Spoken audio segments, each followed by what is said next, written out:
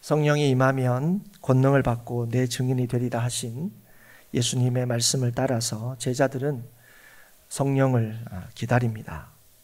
마음을 같이하여 오로지 기도에 힘쓰죠. 그리고 약속하신 대로 성령이 그들에게 임했습니다. 성령이 임하고 난 뒤에 그들이 한 일이 뭐냐? 계정을 보면 하나님의 큰 일을 말하기 시작했다. 즉 복음을 전한 것이었습니다. 하나님께서 예수님의 죽으심과 부활로 하나님의 구원의 계획을 성취하셨고 예수를 주와 그리스도가 되게 하셨다 하는 것을 전했습니다. 그런데 이 복음을 누구에게 전했느냐? 오늘도 우리가 39절에서 그걸 확인할 수 있는데요. 하나님이 부르시는 모든 자입니다. 여러분, 그럼 하나님이 누구로 부르신지 여러분 아십니까? 모르죠, 우리는. 그래서 누구에게 복음을 전하느냐 할 때 그게 누구의 결정이 아닙니까? 복음을 전하는 자의 결정일 수 없다 하는 거예요. 복음을 전하는 자가 어떤 사람에게 전하는지를 또는 전하지 않는지를 정할 수 있는 게 아닙니다. 하나님이 부르시는 모든 자에게 전해야 됩니다. 그런데 그 하나님이 누구도 부르셨습니까? 나도 부르신 거예요. 오늘 특별히 우리 37절부터 읽을 때 그들이라고 나와 있습니다. 오늘 이 복음을 듣는 자가 누구느냐, 이 제자들이 복음을 전하는 사람들이 누구냐 할 때 오늘 37절 보면 그들입니다. 그럼 이들이 누구냐 할 때 14절에서 우리가 확인할 수 있습니다. 유대인들과 예루살렘에 사는 모든 사람들입니다. 그러니까 베드로가 다른 사도들과 함께 서서 이 유대인들과 예루살렘에 사는 모든 사람에게 복음을 전하고 있는 것입니다. 그런데 이들은 누구냐? 유대인들과 예루살렘에 사는 모든 사람들. 이렇게 할 때 우리가 떠오르는 게 있습니다. 이들은 얼마 전에 예수님을 십자가에 죽이는데 적극적으로 찬성하거나 그렇게 하지 않았더라도 침묵으로 동조한 사람들이 이들 중에 다수가 있습니다. 그리고 실제로 제자들이 예수님께서 십자가에 죽으신 후에 누구를 두려워해서 문을 걸어 잠그고 있었습니까? 유대인들을 두려워해서 문을 걸어 잠그고 있었습니다.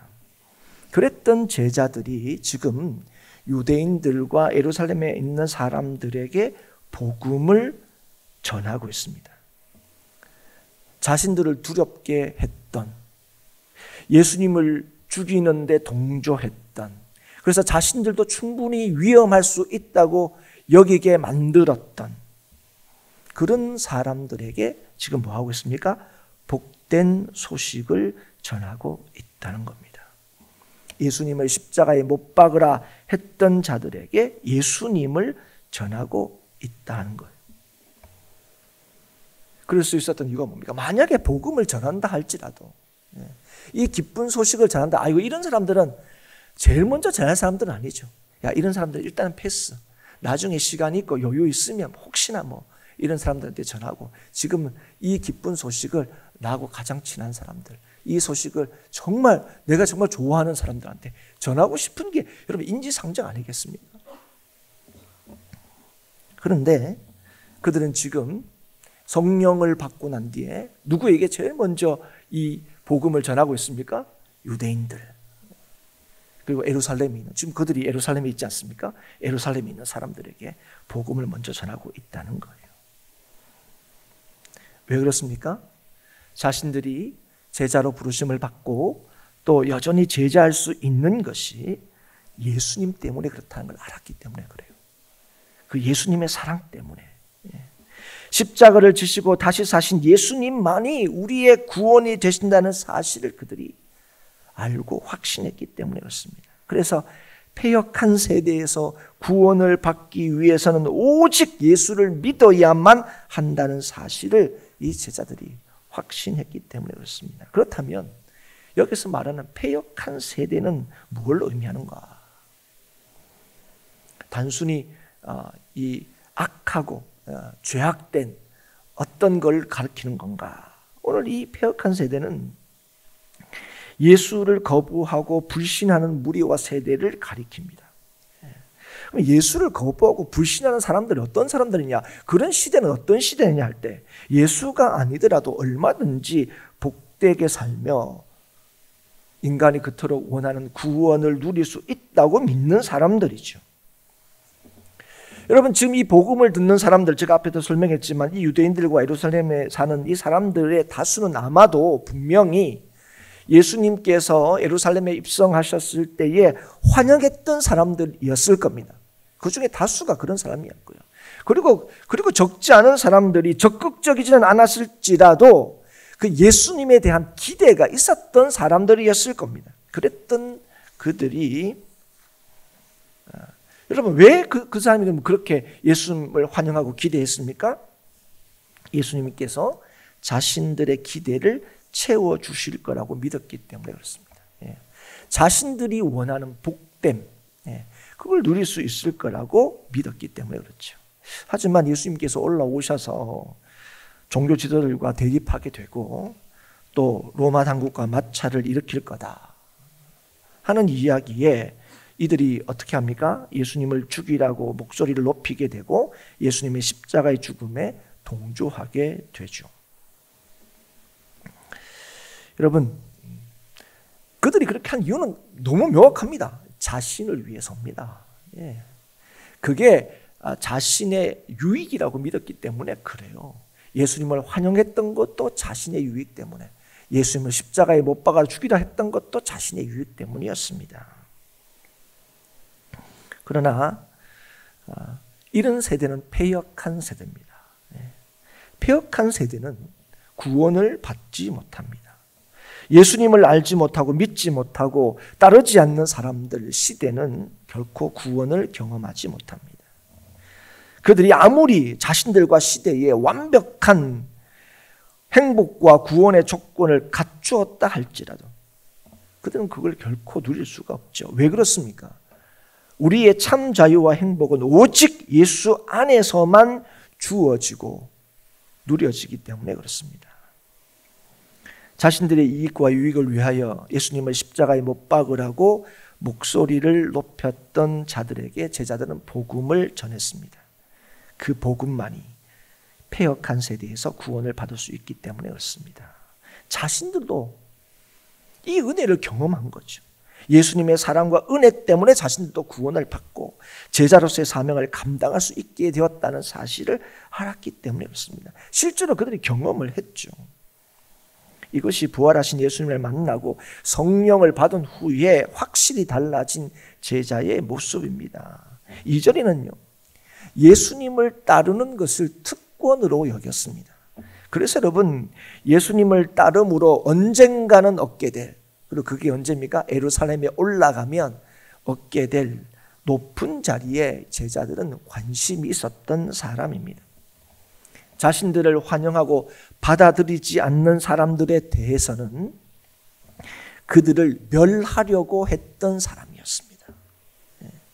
그러니까 예수님을 따르는 것 자체가 굉장히 그 특권 의식을 가지고 있었던 사람들이죠. 그러나 그들이 성령을 받은 후에는 오직 예수의 은혜만이 자신들을 살리고 복되게 하고 힘있게 한다는 사실을 알게 되었습니다. 그래서 얼마 전까지만 해도 그들을 두렵게 했던 자들에게 복음을 전할 수 있었던 거예요. 그들에게도 동일한 은혜가 있기를 바랐습니다. 어떻게 그럴 수 있느냐? 예수님의 사랑과 은혜가 얼마나 크고 놀라운지를 깨달았기 때문에 그래요. 이 예수의 사랑만이 참 생명과 소망이 된다는 사실을 믿었을 뿐 아니라 자신들을 두렵게 했던 이들에게도 동일한 이 은혜가 있기를 바랐기 때문에 그렇습니다. 여러분, 이게 성령 받은 자의 모습입니다. 여러분, 내가 받은 이 은혜가 얼마나 큰가 하는 것을 안다면 우리는 바울과 같이 고백할 수밖에 없을 겁니다. 로마서 1장 14절 15절 이렇게 바울이 고백하죠. 헬라인이나 야만인이나 지혜 있는 자나 어리석은 자에게 다 내가 빚진 자라. 그러므로 나는 할 수 있는 대로 로마에 있는 너희에게도 복음 전하기를 원하노라. 누구에게든지 자기가 뭐요? 빚을 진 자다. 그래서 내가 로마에게도 내가 너희에게 복음 전하기를 원한다. 이건 뭡니까? 복음이 얼마나 인생에 크고 놀라운 은혜이고 복된 소생인지를 알았기 때문에 그래요. 너랑 별로 상관이 없는 것처럼 보이는 사람, 그런 사람들에게는 뭐냐면 이 복음 내 전하기를 애쓰겠다. 내가 누굽니까? 나는 누구보다도 하나님 사랑하는 사람이야. 나는 하나님 잘 알아. 난 누구보다도 하나님을 위해서 열심을 냈던 사람이야. 그렇게 자랑했던 사울이었던 때가 있었던 바울이었습니다. 그런데 이 바울이 사울이었다가 바울이 된 이 결정적인 이유 뭡니까? 주의 십자가의 은혜를 경험하고 난 뒤에는 내 특권이 뭐라고요? 이 복음을 받았을 뿐 아니라 이 복음을 뭐라고요? 전해야만 한다는 것. 나에게 이 기쁜 소식이 된 이 복음을 모든 사람에게 이 기쁜 소식이 된 이 복음 전해야 된다는 사실을 알게 되었다는 거예요. 그래서 제자들은요, 복음을 전할 때에 단순히 의무와 책임으로 전한 게 아니에요. 예수 믿는 사람은 전도도 해야 돼요. 그래서 전도도 신앙생활의 중요한 한 요소지. 내가 또 예수님을 수십 년 믿었는데 전도 몇 명을 해야 되지 해서 여러분 전도하는 게 아니었다는 거예요. 전도는 그렇게 하는 게 아니라는 거예요. 제자들이 이 전도를 어떻게 하게 됐다고요? 성령을 받고 난 뒤에 전도하기 시작했다는 거예요. 여러분, 성령을 받았다는 게 뭡니까? 예수님이 진실로 우리의 그리스도와 주가 되시는구나. 진짜 우리 인생의 주인이 되시는구나 하는 걸 실제로 깨닫게 된 거죠. 그래서 이들은 복음을 전했어요. 그런데 여러분, 오늘 37절에 보면 이 베드로가 전하는 복음을 듣던 그들, 예수님을 거부하고 믿지 않았던 그들이 예수님께서 메시아 되신다 하는 것을 듣고 어떻게 됐습니까? 마음의 찔림을 받았습니다. 여러분, 그들이 예수님의 죽음에 동조하고 찬성했던 이유는 그것이 자신들의 행복과 또 구원과 유익을 위한 선택이었다고 생각했는데 그렇지 않다는 사실이 깨달아진 거예요. 그게 결코 자신들을 위할 수 있는 길이 아니라는 걸 깨닫게 된 거죠. 그리고 그게 하나님을 대적하는 것임을 알게 됩니다. 뭘로 통해서요? 베드로가 전하는 복음을 통해서. 그래서 그들은 어떻게 합니까? 어찌할꼬 탄식하게 됩니다.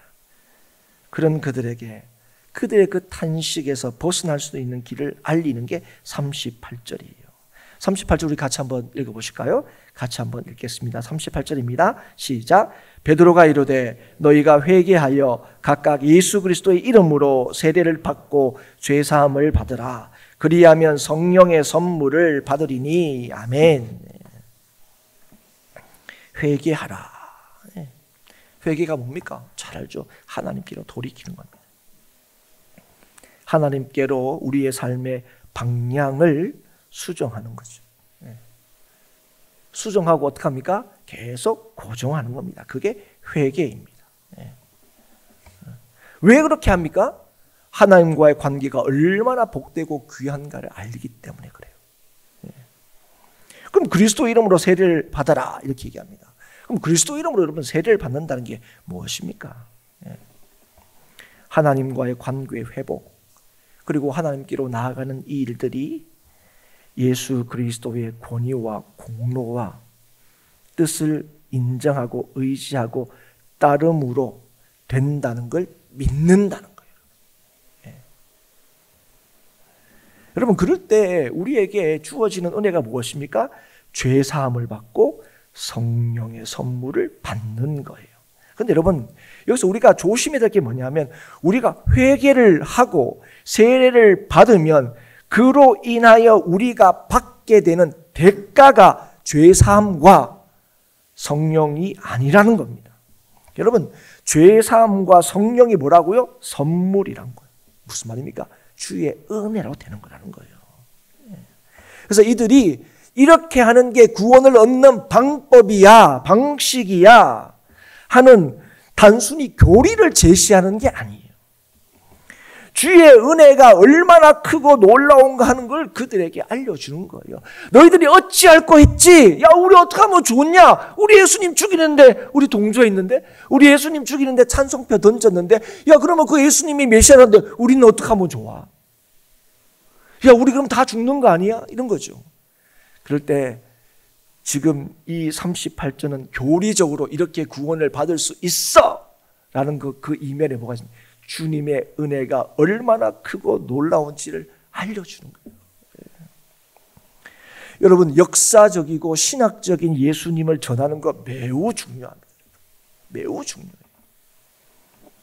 여러분, 이건 역사적이고 신학적인 예수님이 여러분 전하는 거, 여러분, 이게 그래서 우리가 말씀을 알아야 돼요. 그런데 여러분, 그 역사적이고 신학적인 예수님이 어떻습니까? 과거의 예수님입니까? 아니요. 오늘 여전히 우리와 함께 하시겠다 약속하신 예수님이고 지금도 우리와 함께 하시는 예수님입니다. 그래서 오늘 우리는요, 역사적이고 신학적인 오늘 이 38절에 나오는 이런 교리적인 어떻게 구원을 받느냐 하는 방식에 대한 분명한 이해가 있어야 될 뿐 아니라 오늘 여전히 우리에게 이 놀라운 은혜를 주시는 살아계신 예수님을 동시에 전해야 된다는 거예요. 복음은 예수님께서 행하신 것, 그리고 그리 말미암아 이루어진 일들을 전하는 것뿐 아니라 우리에게도 동일하게 주어지고 적용되었다는 것을 전하는 거예요. 예. 여러분, 그럴 때 우리는 전도할 수 있어요. 전도할 수 있어요.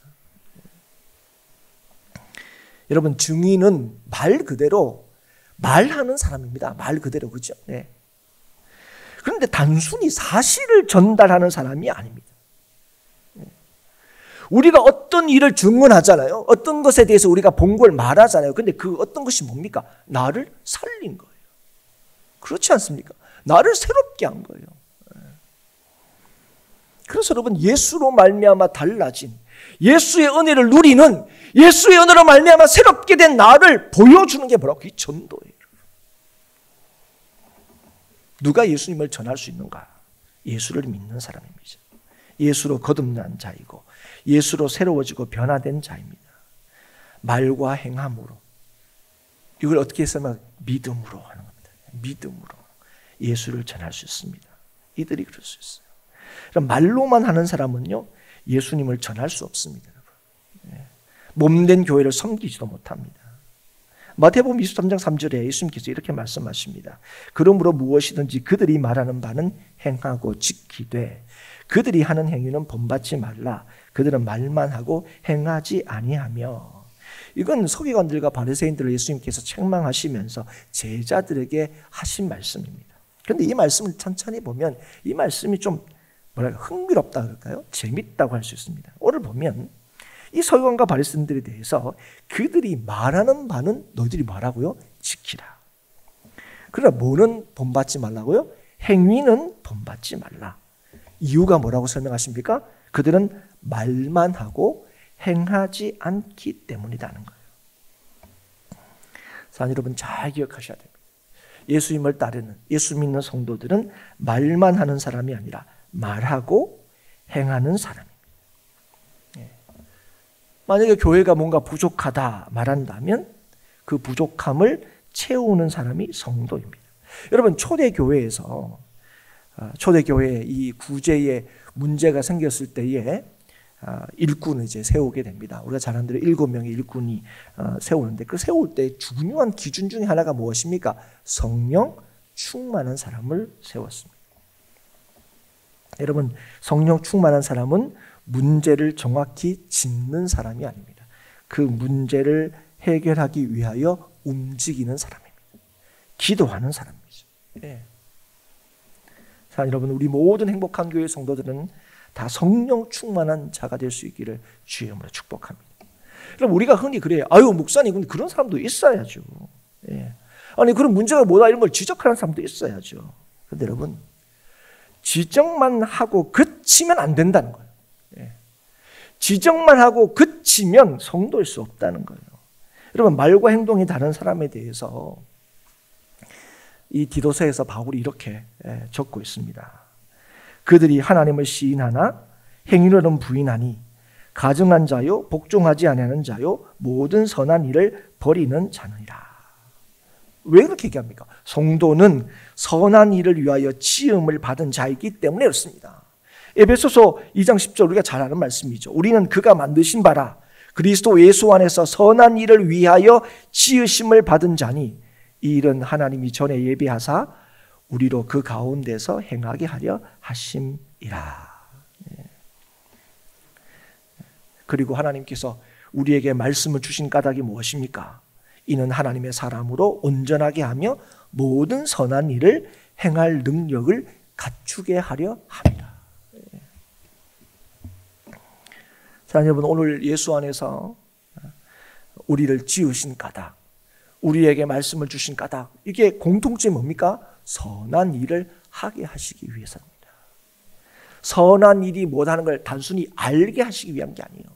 선한 일을 알게 하시고 선한 일을 하도록 하시기 위하여 오늘도 예수 안에서 저와 이름을 부르셨고 오늘도 우리에게 말씀을 주시는 것입니다. 제자들은 자신들에게 임한 주의 이 은혜가 자신들을 살리고 구원하고 하나님의 백성 되게 하셨다는 사실을 믿었기에 그것이 자신들에게 소망 있는 유일한 이유임을 알았기 때문에 그들은 이 주의 은혜를 전하지 않을 수 없었습니다. 이것이 성령을 받고 권능이 임했을 때의 그들의 모습이었죠. 예수를 알고 깨닫고 믿는 자는 예수를 말하고 전하고 보여줍니다. 여러분, 오늘 우리로 하여금 예수를 알고 깨닫고 믿게 하는 것이 누구의 역사입니까? 성령의 역사입니다. 그래서 여러분, 우리가 성령의 충만함을 구하는 거예요. 여러분, 우리가 성령이 충만할 때 예수께서 나를 위하여 하신 일이 무엇인지를 날마다 우리의 삶에서 확인하게 되는 거예요. 믿게 되는 거예요. 있다가 없어질 것 때문에 마음이 빼앗긴 게 아니라 영원히 우리의 것이 되게 하신 예수 그리스도의 그 이루신 일들이 오늘도 우리를 주장하고 붙드는 거예요. 그런 사람이 오늘 예수를 말할 수 있어요. 그런 사람이 예수를 보여주고 전할 수 있는 겁니다. 오늘 베드로와 이 사도들이 지금 하면서 뭘 다르게 한 게 아닙니다. 이들은 지금 말로 전하고 있는 게 맞아요. 굳이 얘기하면 이걸 베드로의 설교 이렇게 또 얘기하고 있지 않습니까? 그런데 여러분, 이들이 단순히 뭡니까? 말을 잘하고 있는 겁니까? 아니에요. 이 성령의 은혜가 얼마나 놀라운지 보여주고 있는 거예요.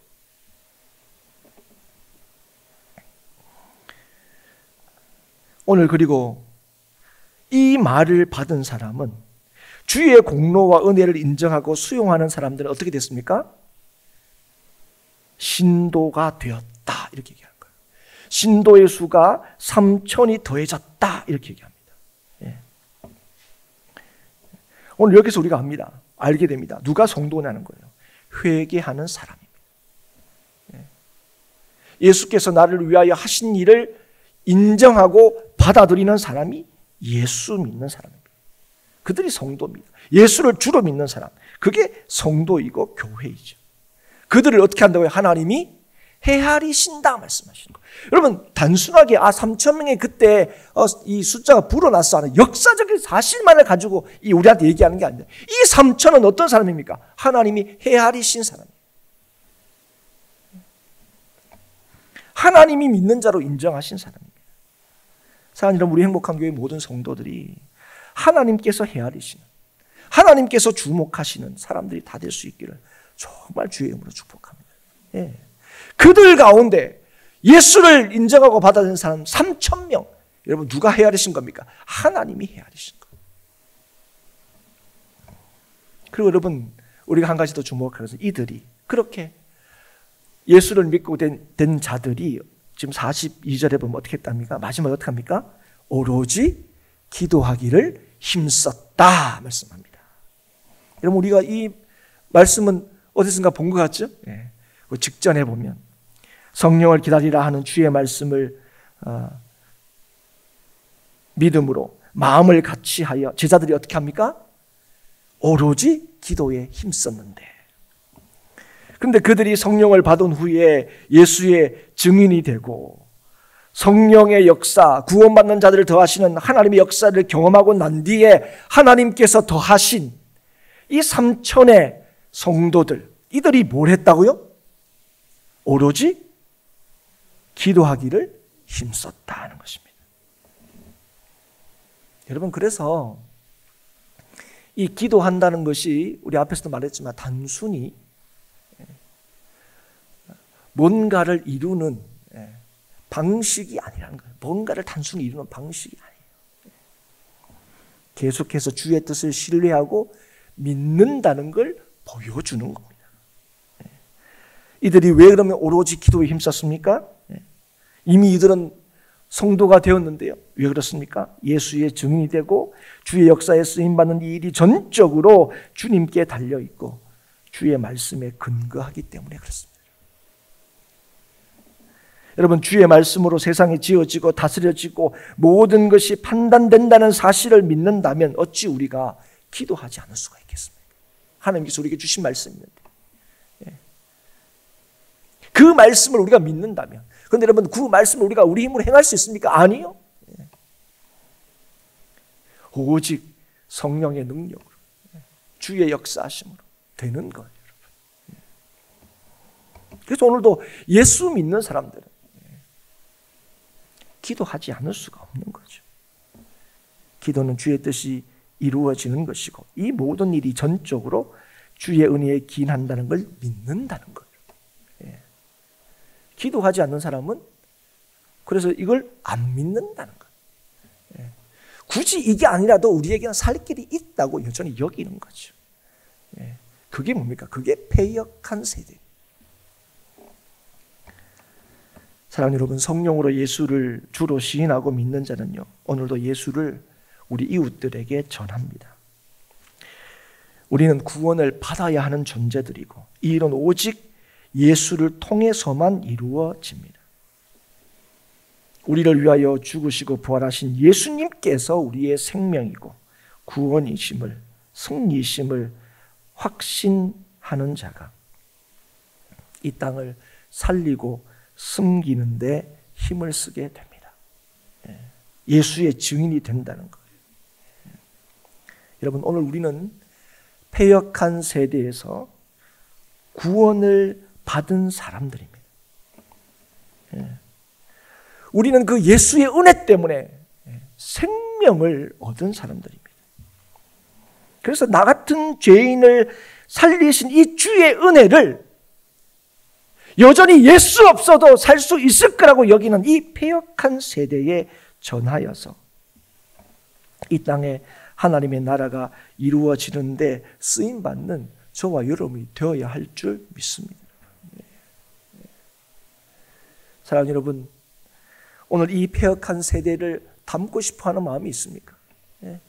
여전히 우리를 복되게 하고 우리를 힘있게 하고 우리를 이 세상에 이기게 하는 것들이 예수 말고 다른 것이라고 여전히 여러분의 마음을 빼앗기고 있지는 않으십니까? 예수가 주님이다 말로는 하지만 실제로 그 주님을, 그 예수님을 나의 주로 믿고 섬기고 있지 않지는 않습니까? 사랑하는 여러분, 오늘도 성령이 임하고 권능을 받으면 땅 끝까지 이르러 내 증인이 되리라 하신 주의 말씀을 오늘도 저와 여러분의 말씀으로 받는 우리 모든 성도들이 될 수 있기를 주의 이름으로 축복합니다. 그래서 여러분, 우리가 이미 이 패역한 세대로부터 구원받은 자임을, 이미 하나님께서 우리를 온전히 책임지시는 인생임을 여러분 믿으시고 여전히 자신들의 가진 것으로 그들의 소유와 지위와 그런 것들로 자신이 이 땅에서 건짐받고 구원받고 복되게 살 수 있을 거라고 여기는 여전한 이 패역한 세대에 참된 소망과 구원과 생명이 되시는 예수 그리스도를 온전히 증거하는, 누가 이럴 수 있는가? 예수 그리스도를 누리는 사람들이 예수 그리스도를 전할 수 있다는 사실을 깨닫고 오늘도 하나님 우리로 하여금 성령 충만케 하여 주셔서 그 은혜로 인하여 오늘도 힘있게 살아가게 하시고 누리게 하여 주시고, 그래서 이 은혜를 전하지 않고는 안 되는 우리의 믿음을 허락하여 주옵소서. 기도함으로 우리 행복한 교회가 정말 이 땅에 예수의 증인으로 오늘도 내일도 변함없이 살아갈 수 있기를 다시 한번 주의 이름으로 축복합니다.